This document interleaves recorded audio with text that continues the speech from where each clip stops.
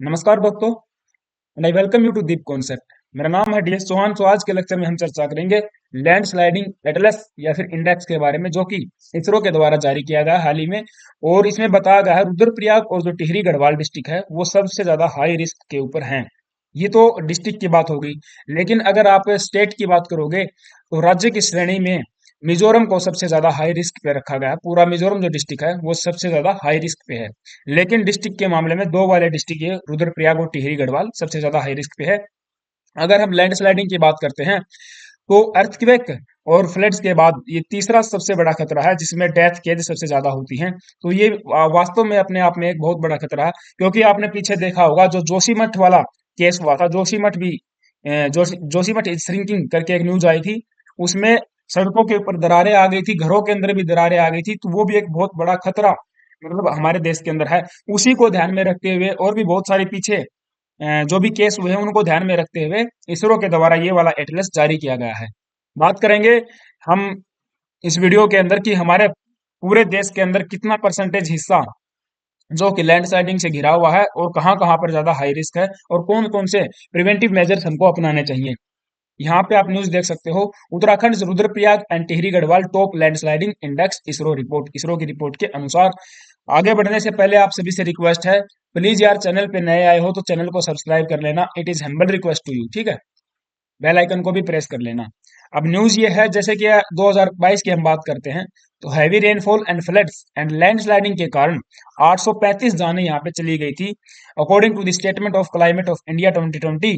और ये जो रिपोर्ट है जारी की गई थी इंडियन मेट्रोलॉजिकल डिपार्टमेंट के द्वारा। अब इन चीजों को ध्यान में रखते हुए इसरो के द्वारा भी क्या किया गया है, एक एटलस प्रिपेयर किया गया है।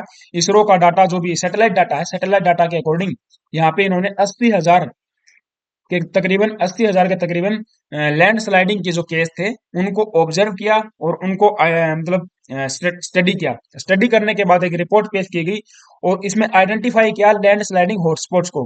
पूरे देश में 147 जो डिस्ट्रिक्ट हैं वो लैंड स्लाइडिंग के हॉटस्पॉट रहे हैं, जिसमें 17 राज्यों को शामिल किया गया था और 2 यूटीज को शामिल किया गया था, जैसे जम्मू कश्मीर और लद्दाख, ठीक है। तो 2 यूटीज हो जाएंगे और 17 यहाँ पे राज्य हो जाएंगे, जिनको शामिल करके 147 डिस्ट्रिक्ट हमने ऐसे फाइंड आउट किए हैं जहां पे हॉटस्पॉट का जो जो लैंडस्लाइडिंग का जो खतरा है वो सबसे ज्यादा रहा है, ठीक है।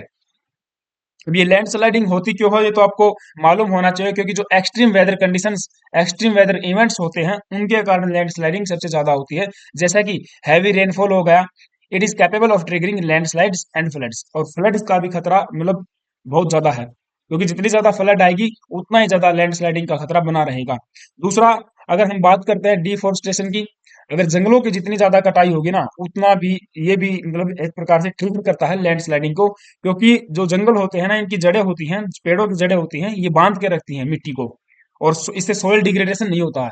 अगर जितना ज्यादा सोइल डिग्रेडेशन होगा उतना ही ज्यादा फिर लैंडस्लाइडिंग का खतरा भी बढ़ता जाएगा। तो इन सब चीजों को ध्यान में रखते हुए इसरो के द्वारा ये वाला जो इंडेक्स है प्रिपेयर किया गया है। नेक्स्ट, तो हमने बताया जो इसरो की एक सब्सिडरी है, that is the national remote sensing centre. इसका हेडक्वार्टर है हैदराबाद, हैदराबाद के अंदर। तो इसके द्वारा ये वाला डाटा प्रिपेयर किया गया है। तो जिसमें बताया गया है उत्तराखंड के तो 2 डिस्ट्रिक्ट हो जाएंगे, that is the Rudraprayag and Tehri Garhwal, वो सबसे ज्यादा हाई रिस्क के ऊपर हैं। और वैसे भी पूरे देश के अंदर अगर हम बात करते हैं तो पूरे देश में भी हमारा 13% हिस्सा, 13% मतलब 12.5% कुछ था, 12.5% से कुछ अबाव ही है, तो 13% नियर अबाउट 13% पूरे कंट्री का हिस्सा अगर हम बात करते हैं तो लैंड स्लाइडिंग के खतरे के मतलब लैंड स्लाइडिंग का जो खतरा है वहां पे मंडरा रहा है 13% हिस्से के ऊपर, ठीक है। तो हैदराबाद बेस्ड ये कंपनी है, ये इसने जो कि इस डाटा को प्रिपेयर किया है, जिसमें हमने बताया कि 80,000 लैंड स्लाइडिंग जो केस थे उनको ऑब्जर्व किया है, जो कि 1998 से लेकर 2022 तक का डाटा यहाँ पे था, ठीक है। जिसमें से 147 लैंडस्लाइडिंग हॉटस्पॉट को आइडेंटिफाई किया गया है, जो कि 17 डिस्ट्रिक्ट और 2 यूनियन टेरिटरीज को शामिल किया गया था। अब रुद्रप्रयाग एंड टिहरी गढ़वाल है maximum exposure to the landsliding risk, ठीक है जी। ये तो हमने बात कर लिया, क्योंकि देखो अगर आप रुद्रप्रयाग की बात करोगे तो यहाँ पे बहुत सारे जो हिंदू श्राइन्स हैं, बहुत सारे हिंदू टेम्पल्स हो जाएंगे, जैसे कि केदारनाथ हो जाएगा, तुंगनाथ टेम्पल है और महेश्वर टेम्पल हो जाएगा। तो यहाँ पर पिलग्रिम्स की समस्या बहुत ज्यादा रहती है। पिलग्रिम्स और टूरिस्ट जो है ना यहाँ आते रहते हैं। और ये वाला जो रुद्रप्रयाग वाला जो हिस्सा है, ये जो जोन है, ये एक सेंसिटिव जोन है, समझ रहे हो। ये एक सेंसिटिव जोन है क्योंकि यहाँ पर एक प्रकार से अगर आप देखोगे पिलग्रिम्स की संख्या हर साल बढ़ती ही जा रही है। और ये इतना दबाव झेलने का मतलब रिस्क जो होता है, इतना दबाव दबाव झेल नहीं पाएगा ये वाला जो हिस्सा है हमारा, जो सेंसिटिव जोन के अंदर आता है। और लैंडस्लाइडिंग का खतरा रुद्रप्रयाग हो गया, टिहरी गढ़वाल हो गया, तो यहाँ पर सबसे ज्यादा बना ही रहता है। ठीक है। होली टाउन है, और यहाँ पर 32 क्रॉनिक आइसलैंड जोन्स को आइडेंटिफाई किया गया है, सबसे ज्यादा NH107 के पास में बताए गए हैं। ठीक है। और अगर साउथ में जाओगे तो यहाँ पे मलपुरम हो जाएगा, त्रिशूर है, पलक्कड़ हो जाएगा, एंड कोझिकोड इन केरला। केरला के अंदर भी बहुत ज्यादा लैंडस्लाइडिंग का खतरा है। राजौरी एंड पूंछ इन जम्मू कश्मीर में हो जाएंगे। South Sikkim and east Sikkim Sikkim के अंदर हो जाएंगे। और मिजोरम भी यहाँ पे पूरा का पूरा मतलब बताया गया है कि सबसे ज्यादा खतरा यहाँ पे है। Now India is among the 4 countries where the risk of landsliding is highest. तो उन 4 कंट्रीज में से हम लोग आते हैं जहां पे लैंडस्लाइडिंग का खतरा सबसे ज्यादा बना रहता है। तो ये तो इसलिए 13% हमारा हिस्सा कंट्री का जो कि प्रोन टू लैंडस्लाइड्स है।